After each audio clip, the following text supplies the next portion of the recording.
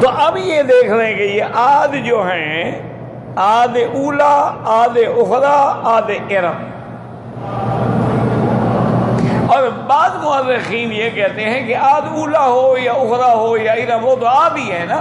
دوسری قوم جو ہے وہ سمود ہے.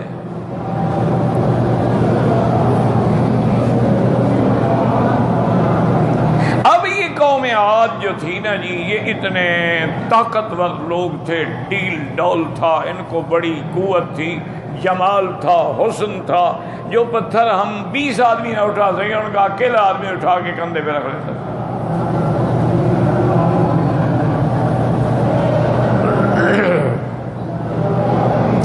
پہاڑوں کو کھود کے مکان بنا ڈالے اور انہوں نے وہاں ایک ایسا عظیم محل بنایا تھا کہ جس میں ستونوں کی تعداد کوئی نہیں گن سکتا تھا. اس لیے قرآن میں آتا ہے لم تر کیف فعل ربک بعاد ارم ذات العماد.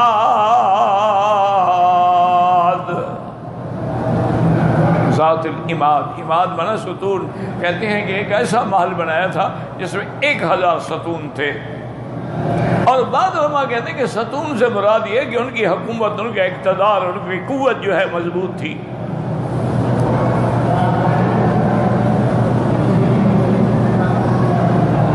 لیکن نتیجہ کیا؟ الذین طغوا فی البلاد فاکثروا فیہا الفساد. لیکن وہ سرکش ہو گئے، سرکشی اختیار کر لی، جرائم عام ہو گئے، شراب، زنا، لوگوں کی عورتوں پہ جبریہ آبرو ریزی. فَأَكْثَرُوا فِيهَا الْفَسَادَ، زمین میں فساد بھر گیا. فَصَبَّ عَلَيْهِمْ رَبُّكَ صَوْتَ عَذَابٍ.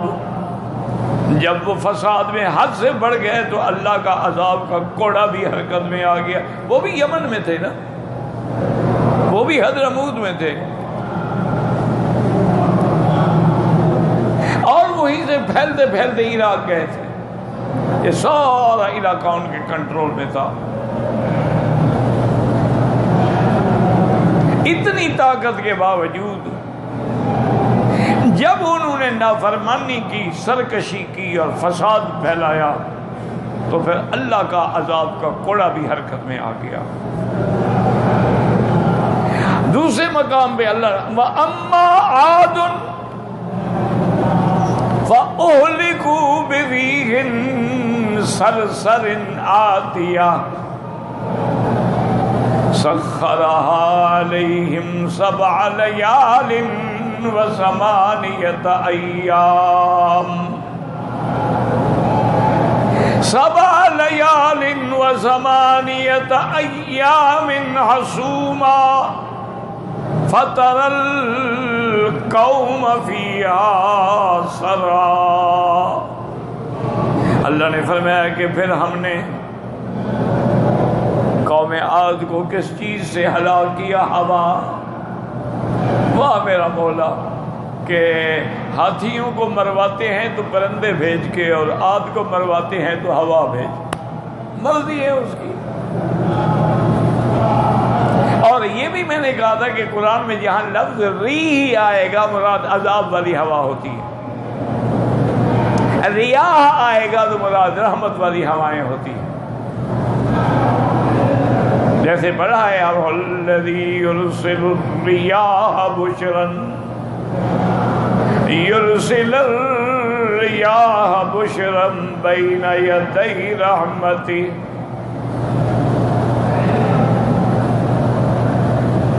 لیکن جو عذاب ہوگا تدمر کل شیء بامر ربها فاصبحوا لا يرى الا مساکنهم. اللہ نے ایسی ہوا بھیجی، ان کو تو ناز تھا کہ ہمیں کوئی ہلا نہیں سکتا، اٹھا نہیں سکتا، لیکن جب تیز ہوا چلی اب ڈرے تھے، ایک دوسرے کو باندھنے لگ گئے کہ ایک دوسرے کے ساتھ سہارا بن کے طاقت، اور پہاڑوں کے صخرہ پتھروں سے اپنے آپ کو رسیوں سے باندھ، لیکن اللہ کے حکم سے جب ہوا آتی ہے پھر نہ رسیاں بچا سکتی ہیں اور نہ کوئی پہاڑ بچا سکتے ہیں، وہ نیچے سے پاؤں سے ان کو اٹھاتی، اوپر لے کے پھر سر کے بل پٹکتی تو گردن ٹوٹ کے ادھر جا پڑتی، اور دھڑ ایسے پڑا تھا کأنہم اعجاز نخل خاویہ، جیسے کھجور کے تنے پڑے ہوں۔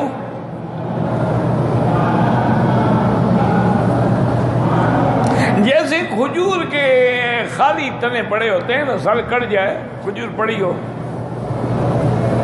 اور اللہ نے فرمایا یہ بھی بتاؤ فَهَلْ تَرَى لَهُم مِّن بَاقِيَةٍ، کیا ان کی کوئی باقی بھی رہا؟ اللہ نے نسل ختم کر دی۔ یاد رکھیں اسی لیے ان کو کہا جاتا ہے، ایک تو عرب ہے نا، ایک عرب بائدہ کہلاتے ہیں۔ بائدہ یعنی کیا معنی؟ وہ قومیں جو بالکل مٹ گئیں، جن کا نام و نشان بھی باقی نہ رہا الا وہ کھنڈر کھڑے ہیں، ان کو کہا جاتا ہے یعنی عرب بائدہ، عرب عاربہ، عرب مستعربہ، یہ عرب بائدہ ہیں۔ تو اس قوم کا قصہ ہے، لیکن دیکھیں اللہ فرماتے ہیں وَإِلَىٰ عَادٍ أَخَاهُمْ هُودًا، اس لیے علماء فرماتے ہیں کہ یہ حقیقتاً ان کی قوم میں سے تھے حضرت ہود علیہ السلام، اس لیے ان کو بھائی کہا گیا۔ بعض فرماتے کہ نہیں ان کی قوم سے تو نہیں تھے، نہ نسب سے تھے، لیکن بہرحال ان کی نسبت مجازن ہے کہ بھائی تھے۔ اور انہوں نے بھی کیا دعوت دی جو میں نے عرض کیا تھا نا کہ ہر نبی کی دعوت یہی ہے، قال یا قوم اعبدوا اللہ ما لکم من الہ غیرہ، اسی کی عبادت کرو، اس کے سوا کوئی معبود برحق نہیں۔ بس سب انبیاء کی دعوت یہی کہ عبادت قولی ہو، فعلی ہو، عملی ہو، بدنی ہو، مالی ہو، سب اسی کے لیے۔ ہر پیغمبر نے یہی دعوت دی اپنی امت کو، اور یہی توحید الوہیت ہے کہ وہی معبود برحق ہے۔ جب معبود وہی ہے تو عبادت اسی کے لیے ہے۔ اگر کسی اور کے آگے جھکو گے، کسی اور کو سجدہ کرو گے، کسی اور کے آگے رکوع کرو گے، کسی اور کے نام پہ نظر نیاز چڑھاؤ گے، کسی اور کو استغاثہ پکار کرو گے تو پھر شرک آ جائے۔ اب تو لوگ حضرت دعا کریں، حالات ایسے ہو گئے ہیں لوگ خدا کو بھول گئے ہیں، یا اللہ کہنے ہی بھول گئے ہیں، یا غوث اعظم، یا دستگیر، یا معین الدین چشتی۔ اب تو لوگ نعوذ باللہ خدا کا تو نام ہی نہیں لیتے۔ یا رسول اللہ، یا نبی اللہ۔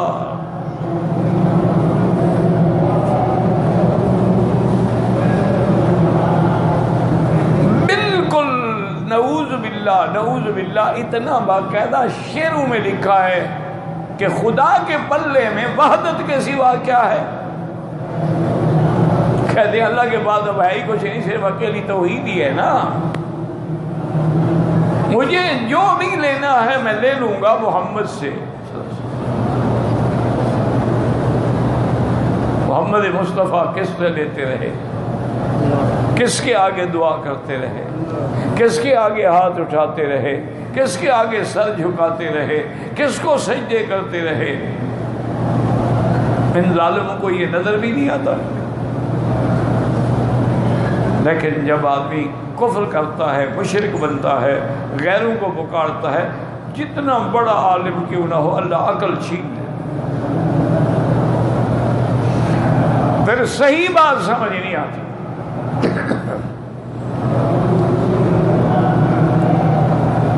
پھر یہ قوم کو الجھاتے ہیں جی ہم مجازی طور پہ بلاتے ہیں، ہم تعظیمی طور پہ بلاتے ہیں، ہم ان کو حاضر ناظر سمجھ کے نہیں بلاتے ہیں، تو پھر پکارتے کیوں ہو بھائی؟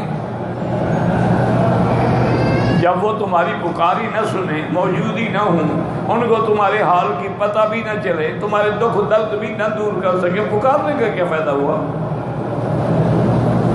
تو یاد رکھیں جو پکارتے ہیں لاکھ جھوٹ بولے، ان کا عقیدہ یہی ہے کہ میرے مرشد کو میرے حال کا پتہ ہے، میری فریاد سن رہا ہے اور مجھے مشقت سے نکال سکتا ہے، میری ڈوبتی ہوئی کشتی کو پار لگا سکتا ہے، بگرداب بلا افتاد کشتی، مدد کن یا معین الدین چشتی۔ عقیدہ ہے اس کا یہ۔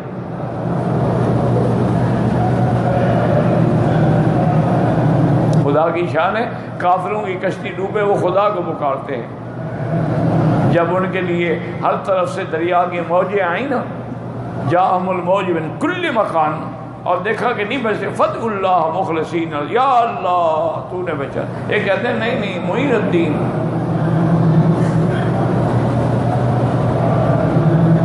مدد کن یا معین الدین چشتی۔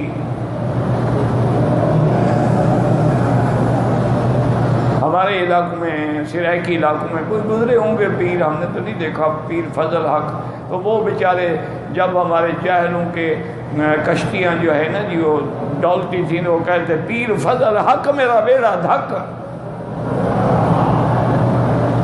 وہ بھی اس کو بلاتے تھے۔ انا للہ و انا الیہ راجعون۔ دعا کریں جو زندہ ہیں اللہ ان کو ہدایت، جو فوت ہو گئے وہ جانے خدا جانے، لیکن جو زندہ ہے ان کے لیے تو ہدایت کی دعا مانگے نا۔ تو اب جناب یہ ہے کہ اللہ فرماتے ہیں کہ ہم نے ایسی ہوا بھیجی کہ اللہ اکبر 7 لیال و 8 ایام، یعنی پورے 8 دن، حسوماً متواتر، ریحن سرسرن، ایسی شدید، جیسے دیکھیں نا تیز ہوا چلے تو سرسر کی آواز پیدا ہوتی ہے، اور ایسی ہوا کہ سرکش، حد سے نکل جانے والی۔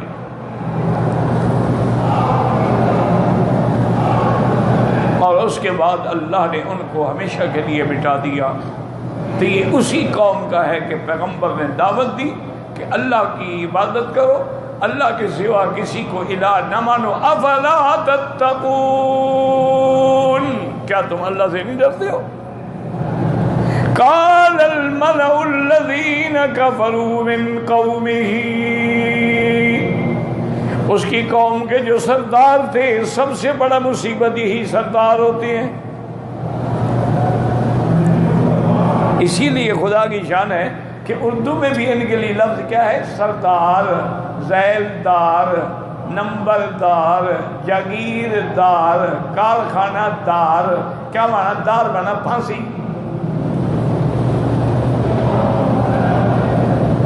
یہ مستحق دار کو حکم نظر بندی ملا، دار تو پھانسی کو کہتے ہیں نا۔ تو اللہ نے ان کے لیے لفظ بھی یہی ساتھ لگایا ہے کہ شاید یہ کبھی نام سن کے ڈر جائیں، یہ اور کرتے ہیں کہ ہم سردار ہیں۔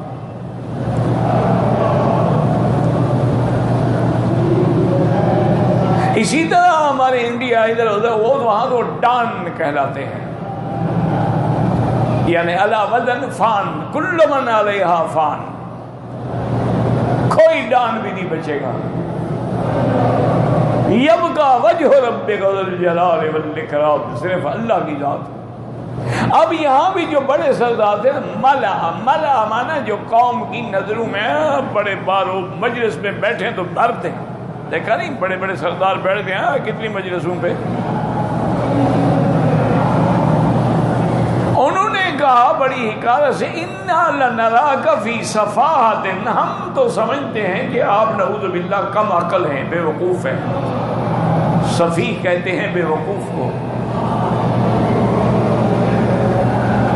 سب سے پہلے کافروں نے صحابہ کو بھی سفیہ کہا تھا، نؤمن کما آمن السفہاء، آپ یہ چاہتے ہیں ہم بھی اسی طرح ایمان لائیں جیسے بے وقوف لوگ ایمان لائے ہیں کہ آپ کے پاس نہ دولت ہے، نہ دنیا ہے، نہ لشکر ہے، نہ قوت ہے، پتہ نہیں کیا سمجھ کے آپ پر ایمان لائے، تو بے وقوف ہے۔ صحابہ کو جب گالی دی تو اللہ نے جواب دیا کہ الا انہم ہم الصفا، اللہ نے فرمایا میرا مدنی خبردار، یہ خود پاگل ہیں، خود بے وقوف ہیں، ان کو نہ اسلام کا پتہ ہے نہ شان مصطفیٰ کا پتہ ہے۔ اس قوم نے بھی یہی کہا کہ انا لنراک فی صفاحۃ وَإِنَّا لَنَظُنُّكَ مِنَ الْكَاذِبِينَ، اور ہمارا خیال ہے کہ آپ جھوٹ بول رہے ہیں، جھوٹے ہیں، نعوذ باللہ۔ اور دیکھیں یہ شان نبی ہے، شان پیغمبر ہے۔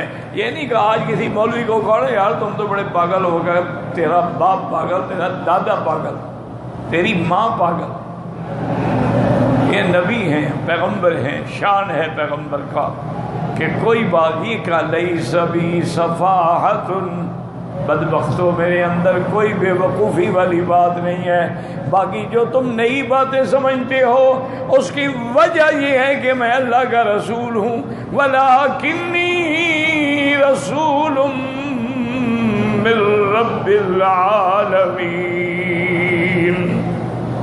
میں تو پیغمبر ہوں، رسول ہوں اس رب کا جو سارے عالم کا رب ہے، اس نے مجھے بھیجا۔ اور کیوں؟ اُبَلِّغُكُمْ رِسَالَاتِ رَبِّي، تاکہ میں رب کے پیغام پہنچاؤں، وَأَنَا لَكُمْ نَاصِحٌ أَمِينٌ، اور ظالموں میں تو نصیحت کرنے والا ہوں، میں تو امانت والا ہوں، اللہ کے پیغام پہنچانے والا ہوں، میرے اندر تو کوئی صفات نہیں ہے۔ اچھا اس لیے تم مجھے بے وقوف کہتے ہو، نبی نہیں مانتے ہو کہ میں انسان ہوں؟ اَوَعَجِبْتُمْ أَنْ جَاءَكُمْ ذِكْرٌ مِّن رَّبِّكُمْ عَلَىٰ رَجُلٍ مِّنكُمْ لِيُنذِرَكُمْ، کیا تم اس لیے اچنبے میں پڑے ہو کہ ایک بشر آ کے ہمیں اللہ کے احکام سناتا ہے اور ہمیں جہنم سے ڈراتا ہے؟ اللہ نے رسول بھیجنا تھا تو فرشتہ بھیجتے۔ وَاذْكُرُوا إِذْ جَعَلَكُمْ خُلَفَاءَ مِن بَعْدِ قَوْمِ نُوحٍ وَزَادَكُمْ فِي الْخَلْقِ بَسْطًا، اللہ کے پیغمبر نے فرمایا کہ اللہ کی نعمتوں کو یاد کرو، جس پیغمبر نے، جس پروردگار نے تمہیں نوح علیہ السلام کی قوم کے بعد ان کی خلافت عطا کی ہے زمین میں، اور پھر اللہ کی نعمتوں کو یاد کرو کہ تمہیں اللہ نے ظاہری بدن کے اندر بھی، جسے کے اندر بھی بڑی قوت دی ہے، اور تم ساری اس وقت قوم میں جو سب سے زیادہ اونچے ہو۔ فَاذْكُرُوا آلَاءَ اللَّهِ لَعَلَّكُمْ تُفْلِحُونَ، اور اللہ کی نعمتوں کو یاد کرو تاکہ تم فلاح پا جاؤ۔ یاد کرنے کا معنی یہ نہیں ہوتا ہاں جی یاد کیا، مجھے پیدا کیا، مجھے لمبا قد دیا، مجھے یاد کرنے کا معنی یہ ہوتا ہے کہ اللہ کی نعمتوں کو اللہ کے حکم پہ خرچ کرو، اللہ کے آگے جھک جاؤ، یہ یاد کرنے کا معنی ہوتا ہے۔ واللہ اعلم۔